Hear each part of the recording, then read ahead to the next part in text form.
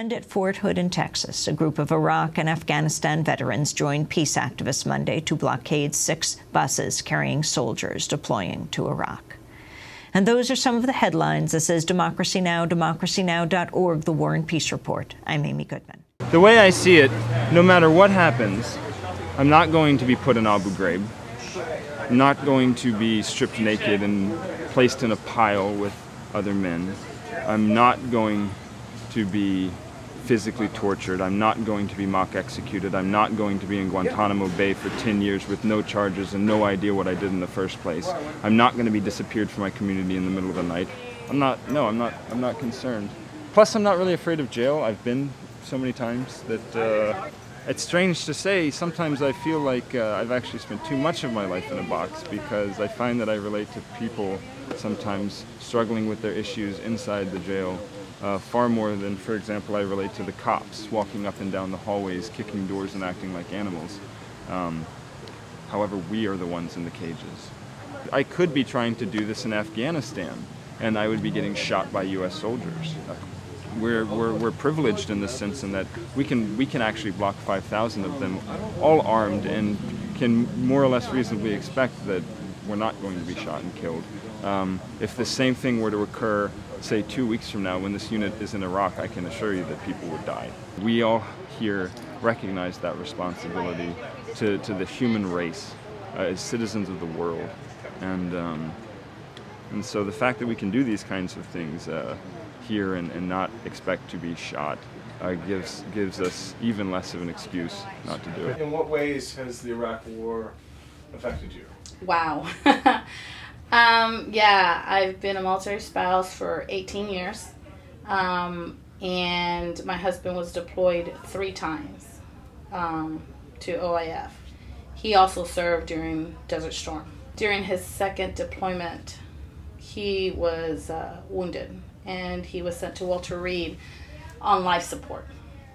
And the dreaded knock on the door that every family member, thinks about all the time happened to us. And even though the doctors had said he was non-deployable, he has PTSD, he has traumatic brain injury, he had 3 fractures on his back, on his pelvis, shoulder blade. I mean, he was not able to wear any of the safety equipment, couldn't carry a gun or anything.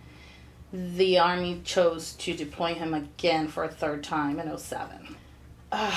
About 3 months after he was deployed, my stepson called and informed us that he was joining the Marines. And that's when I realized that our children were going to be fighting these endless wars.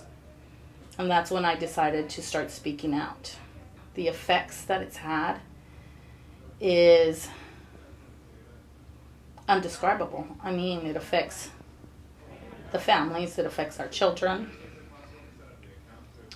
My youngest is 8 years old, and all she's ever known is the wars, what her father is like now. But my 18-year-old remembers her dad before the wars started. And she feels that he is not her father.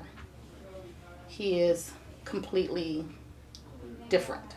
Today you're engaging in a direct action to impede deployment of soldiers to a theater of war. Mm-hmm. You're aware of the potential consequences? Absolutely. And you were one of several who's likely going to be arrested today. Correct. Have you ever been arrested before? No. You've never been inside a jail? No. How do you feel? I feel a little nervous, but I feel that this is one of the most important things I'll do in my life. Because people don't understand what our military community has to deal with on a daily basis. When you have, so much trouble, and when there is so much heartache, and, there's so much domestic violence and divorce rates, and, our children just either being abused or affected in some way because of these wars. People don't understand the huge cost of war. I know I'm doing the right thing. If I have to serve time, it doesn't matter. We are here in Fort Hood. We're getting ready to protest deployments that are going to Iraq, and we have here Bobby Wittenberg, who was a U.S. military Marine in Iraq, who's going to be protesting today. And then we have Eric Jasinski. I always get that messed up. I even asked him before. And Robin Schultz. And so we're going to, kind of talk to people about why we're out here protesting today, hear from the voices that aren't heard, which is actually, people in the military who are bringing the realities of what it means to fight in these wars. What goes on when you go and serve in Iraq? What are the kinds of things that they make you do, and why these wars, need to be stopped? So, Bobby, why don't you tell these nice folks out here what your experience was like?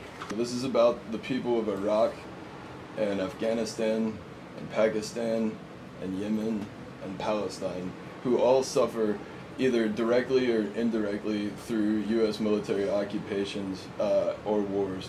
I'm here to say that I do not lend my consent to that. I'm here to say that I was wrong for being a part of it, and I'm here to encourage soldiers to decide that they will not be a part of it either. These wars are not here to protect us. They're wars for global capital, to expand markets, and to consolidate power for a ruling elite. And we're spilling blood all over the Middle East for the benefit of a rich and wealthy few multinational corporations. I'm here to say no more.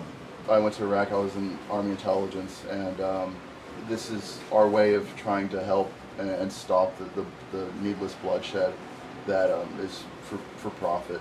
And I'm here mostly because I think I can give some hope to these soldiers, especially if they want to resist, because I went AWOL when I was a public war resistor, and I just recently got an honorable discharge from the military.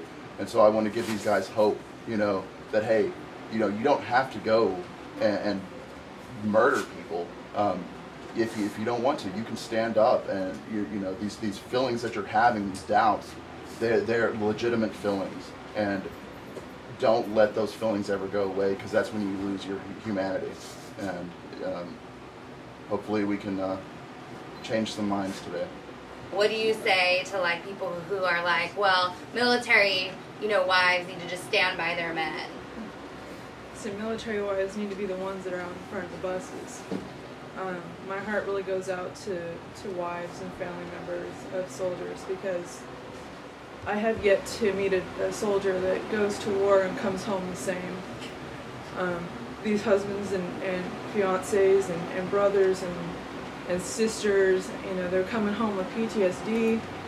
Their marriages and relationships with their families are falling apart because of these wars, because of the atrocities that they're having to commit overseas. And I want to call out to all the wives and say, stand by your men and stand in front of those buses, because that's the way you're going to stand by them.